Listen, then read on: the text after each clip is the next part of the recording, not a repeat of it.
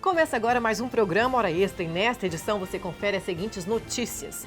Acordo de R$350 mil é pago em bitcoins. Profissionais conseguem sobreviver na crise com boas ideias. E no bloco de entrevistas, a advogada Carla Maria fala sobre a fadiga no trabalho. Hora Extra está no ar.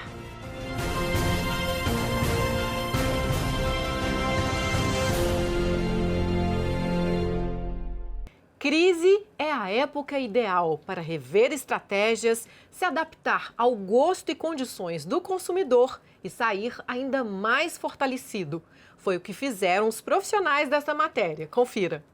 Com a pandemia, Guilherme reinventou seu jeito de trabalhar como barbeiro. Enquanto as barbearias estavam fechadas, com criatividade, ele abriu novas portas. Para atender os clientes em casa, ele criou essa maleta, uma case que reúne tudo o que ele precisa. Máquinas de cortar cabelo, tesoura, pente, secador, espelho e até uma caixinha de som para animar o momento.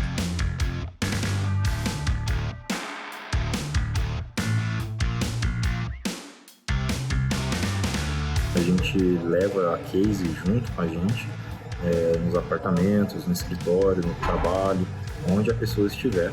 A gente consegue levar ela é pequena, cabe em cima de uma mesinha pequena. Ele segue todo o protocolo de segurança contra o coronavírus e até faz a limpeza do local. Atendimento de primeira, que ganhou fãs nas redes sociais. O cara é mitológico, veio aqui, fez um atendimento topzera, com todos os parâmetros de segurança, tanto para mim quanto para ele. Hoje, Guilherme voltou a trabalhar na barbearia, mas não deixa o atendimento domiciliar. Ele atende cerca de 13 clientes por dia em casa, um negócio vantajoso. O profissional não tem que pagar aluguel, não tem que pagar água, energia. Então, simplesmente é a gasolina, né, o seu deslocamento. E para isso também pode ser tudo combinado. Então, financeiramente falando, realmente foi mais lucrativo do que trabalhar na barbearia. Outro profissional que se destacou no novo normal foi este personal trainer. A ideia de adaptar esta Kombi para levar os aparelhos da academia até os alunos fez diferença. Polia, bicicleta, banco, halteres, corda. Os equipamentos para fazer um bom treino com distanciamento, segurança e ao ar livre estão aqui. Como estavam todos os colegas de trabalho já nas praças e parques, eu tinha que ser um diferencial. Porque se eu levasse as mesmas coisas de sempre, fita, cone, argola, então seria só mais um. Aí, como eu vi que o pessoal tinha interesse em buscar a musculação mesmo, buscar um peso, um halteres, aí que eu tentei montar o mais próximo possível, né, dentro de um carro forte, que no caso é a Kombi, e levar essa estrutura nos parques, praças e casas dos alunos. O atendimento fitness móvel foi um sucesso. No segundo mês de trabalho, o personal já havia recuperado o investimento e hoje o número de alunos é 4 vezes maior do que antes da pandemia. Foi melhor do que eu imaginava, a gente aumentou a quantidade de alunos, começou comigo, hoje a equipe tem 3 professores, né, tem o pessoal também das mídias, então assim, hoje a equipe conta com 6 pessoas. Começou só comigo e a gente foi aumentando de acordo com a demanda e hoje assim, a nossa ideia agora é aumentar a quantidade na rua agora. Essa aluna gostou muito da ideia e deu todo o apoio ao professor. Eu achei ótimo, ótimo. E dá pra gente fazer vários exercícios. Então assim, quem fala assim, você vai fazer exercício fora, ela é completa. Realmente tem todas as partes de treino, tudo, e os treinos são completos. Então, quem quiser vir fazer uma aula experimental e falar assim, só para fazer de conta, não. A gente realmente treina. Segundo o IBGE, até junho deste ano, o desemprego atingia quase 13 milhões de brasileiros. Só nos 3 primeiros meses da quarentena, quase 9 milhões de postos de trabalho foram fechados. Mas na contramão desses números, Tiago e Guilherme são exemplos de profissionais que encontraram na pandemia um caminho para o sucesso. Eles se reinventaram, inovaram e se adaptaram às mudanças. E se você ainda não conseguiu se recolocar no mercado de trabalho, não desanima não. Olha só o que eles têm a dizer. Senta, esfria a cabeça, respira e vamos à pesquisa. O que realmente pode ser vendido na pandemia, o que vai resolver o problema das pessoas. Então, a questão é realmente resolver problemas. Então você pega um problema e resolve ele, assim você vai ter um lucro, você pode realmente colocar valor nisso. A ideia é sair do comodismo e não esperar, né? Porque se eu estivesse esperando até hoje a pandemia passar para me voltar, já se foram 6 meses e até hoje a gente está aí, né? Nessa nova vida, né? Bitcoin é uma moeda digital que funciona pela internet em qualquer lugar do mundo. Em busca de facilitar um acordo trabalhista, a moeda foi escolhida como forma de pagamento. Já imaginou receber um pagamento em bitcoins, em dinheiro eletrônico? Como muita gente não conhece e não sabe como funciona, pode ser que fique com receio, né? Afinal, será que é confiável? Moeda digital? Foi isso que aconteceu em um acordo trabalhista aqui da Justiça de Goiás. Uma empresa de mineração foi obrigada a indenizar em R$350 mil um ex-empregado devido a um acidente de trabalho. E aí que veio a surpresa. Ela ofereceu para fazer o pagamento em criptomoeda. Bitcoin é uma moeda que não se vê, é uma moeda que não se toca. Foi inevitável esse receio pela parte reclamante. Tanto é que em audiência nós chegamos a sugerir algumas outras formas de pagamento do acordo. Porém, a parte reclamada somente conseguiria fechar o acordo se o pagamento fosse feito em Bitcoin. Pois é, os donos da empresa moram em Dubai, nos Emirados Árabes, e alegaram que estavam com dificuldades para fazer uma transferência bancária comum aqui no Brasil. Então veio a ideia dos bitcoins. A parte reclamada se comprometeu a arcar com todos os custos da conversão do Bitcoin em real. E assim foi feito. Segundo este juiz que homologou o acordo, o caso é inédito. O Bitcoin foi uma novidade para todos, até onde se tem notícia, mas na Justiça do Trabalho não é novo o pagamento por meios alternativos, né? Alguns colegas já fizeram acordo em que foram pagos por meio de porcos, de gado. Lá em Uruaçu mesmo nós já fizemos acordo em que o objeto foi a transferência de um veículo. Desde que o trabalhador aceite, o credor aceite o pagamento por meio de bitcoins, é plenamente possível fazer o acordo com esse meio de pagamento.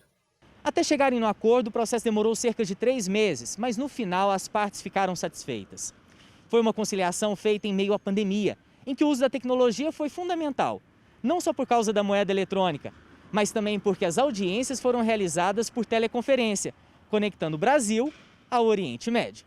Nós utilizamos o aplicativo ou plataforma Google Meet, em que cada participante da audiência, seja servidores, advogados, partes e o juiz, estavam em um local diferente, todos conectados à internet e utilizando o Google Meet para participar. A resolução desse conflito através de um acordo judicial, com toda certeza, foi a melhor forma, a melhor saída para ambas as partes.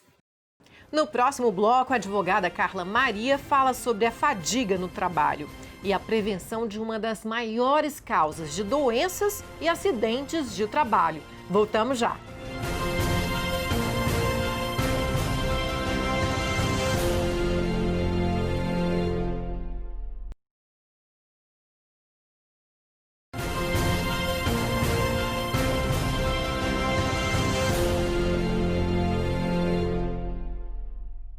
A fadiga está presente no cotidiano de muitos profissionais e é uma das maiores causas de doenças e acidentes de trabalho.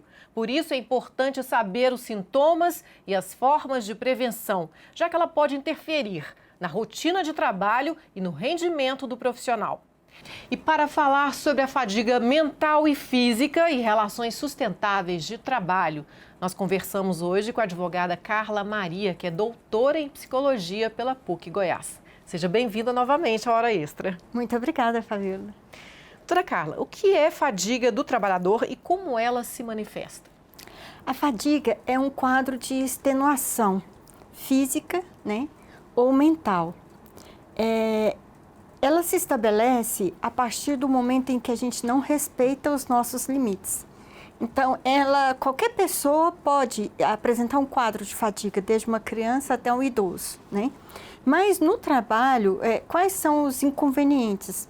Excesso de trabalho, excesso de jornada, más condições de iluminação, más condições de ergonomia, né? No sentido da cadeira que se senta e tudo mais.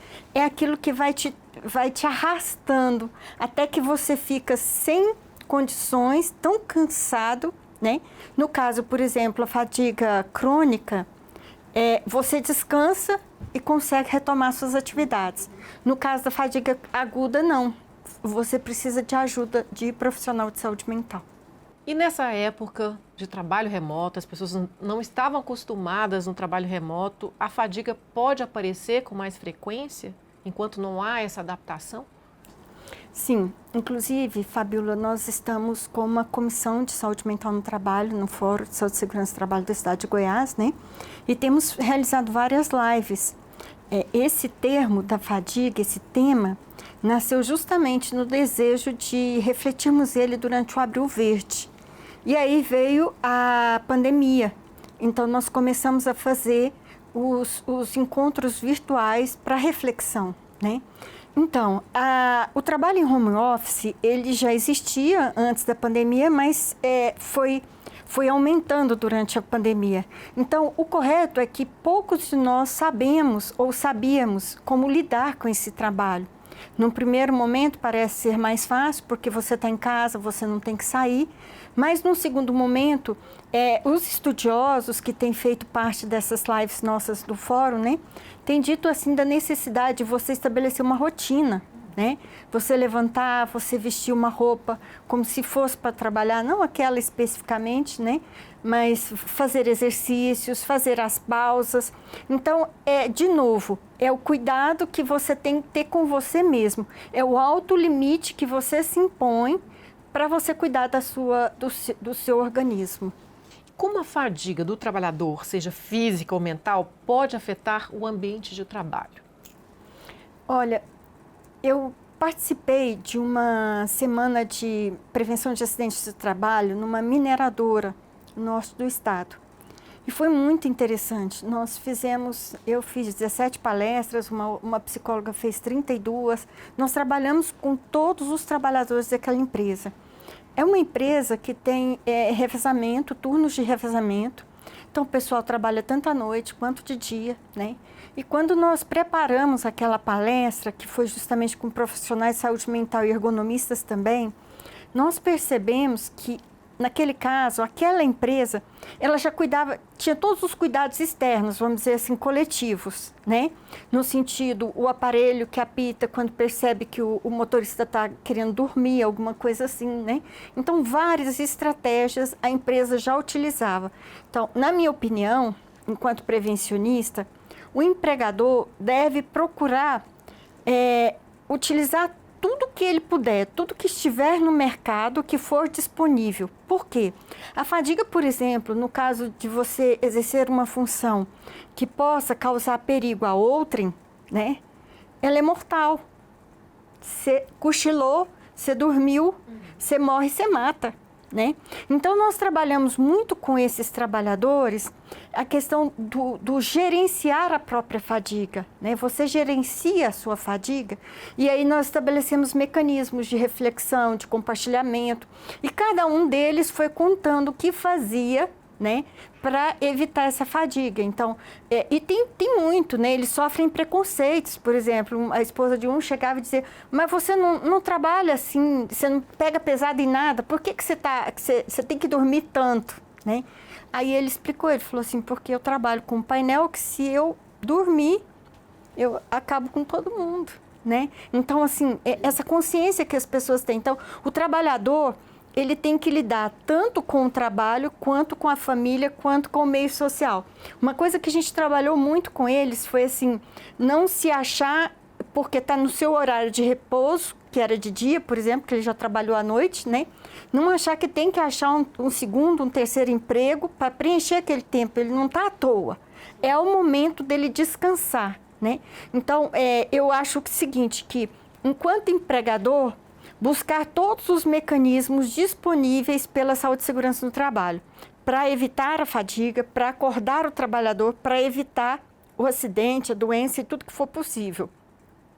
E enquanto empregador também, ele deve estabelecer projetos de melhoria ou de equilíbrio do ambiente de trabalho, porque foi a sua pergunta, o que isso causa no meio ambiente de trabalho? Ele causa um desequilíbrio ecológico, né? Então, vamos imaginar um trabalhador que morre em face da fadiga, como ficarão os outros, né? Mentalmente falando, psicologicamente falando, né? Medo, eu posso ser o próximo, né?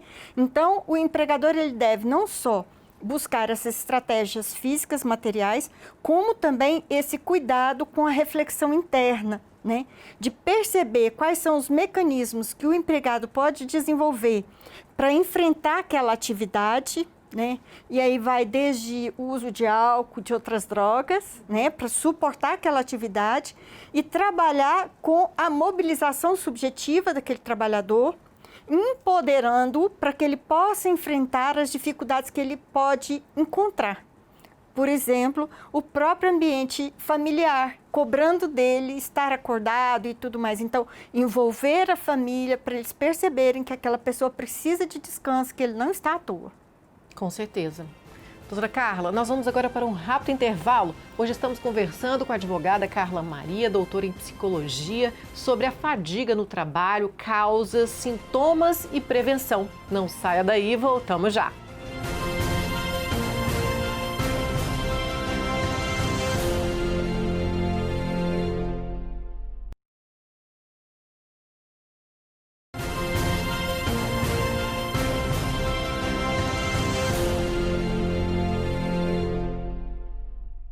Hora Extra está de volta. Hoje estamos conversando com a advogada Carla Maria Carneiro sobre a fadiga no trabalho, que é uma das maiores causas de doenças e acidentes de trabalho. Doutora Carla, a fadiga se confunde ou não com a síndrome de burnout? Sim. A síndrome de burnout é uma das formas da fadiga mental, né? O que é? Porque ela é o esgotamento mental. A pessoa perde totalmente assim, a vontade, às vezes, até de viver, de conviver, de compartilhar. Ela sai, né, sai do ar, vamos dizer assim, e fica extremamente esgotada, né? Então, a síndrome do burnout é uma das formas de manifestação da fadiga mental. E também ela pode se manifestar fisicamente, né? A burnout Pode. Vai para os sintomas físicos também, né? Também, né? É porque nós somos um todo, né, Fabíola? Então, é a dor de cabeça, é a falha da memória, é o cansaço, é a falta de sono, a falta de apetite sexual. Então, são várias características que vão aparecendo. E a síndrome de burnout, né, que é a fadiga mental, é tão séria que uma vez a pessoa tem adquirido a doença, é muito difícil ela conseguir voltar para aquela mesma atividade, né? Olha, ela até pode conseguir, mas primeiro ela tem que sair da síndrome, né? A gente fala muito assim da importância de se procurar o profissional de saúde mental, né? Tem alguns adoecimentos que nós estamos expostos, como é o caso da depressão, da síndrome de burnout, que não adianta, por exemplo, só uma terapia, né? Você vai precisar de medicação para ter ajuda e sair daquele lugar. E eu percebo muito assim, Fabíola, já foi muito antes, mas hoje ainda existe um certo preconceito, né? Esses dias eu conversando com uma pessoa que faz tratamento de saúde mental e que às vezes fica sem tomar o remédio. Eu disse para ela, se você soubesse que tinha um quadro grave, né, de coração, alguma coisa muito séria, você deixaria de tomar seu remédio? Você deixaria de ir ao médico? Não deixaria. Eu falei, então, né, a nossa mente também precisa de cuidados e ela adoece de forma invisível, né? Mas a gente já percebeu que a consequência desse adoecimento invisível, ele é muito maléfico para o nosso organismo, né, para a nossa vida em si. Com certeza. Vamos agora à pergunta do jornalista e professor Enzo de Lisita.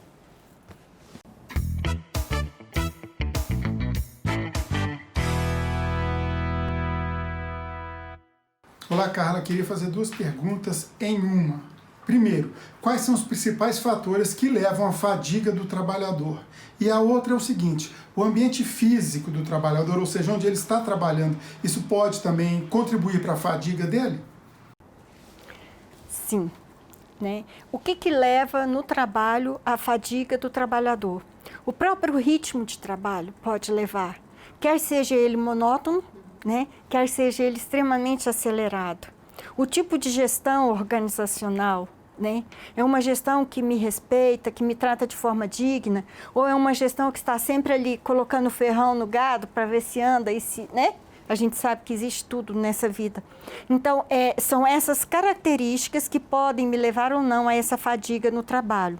Então, o ambiente físico, eu acho que tem tudo a ver, né? Se é um ambiente inóspito, se é um ambiente agressivo, se é um ambiente desrespeitoso ou físico, né? Se é um ambiente que eu não tenho um ar-condicionado, uma boa iluminação, aquilo vai me gerar um estresse e com certeza vai me gerar uma fadiga. E como que a pessoa consegue perceber que ela está com uma fadiga crônica? Ela passa primeiro pela fadiga aguda, seria isso? A crônica é aquela que você consegue repor as suas energias quando você dorme, né?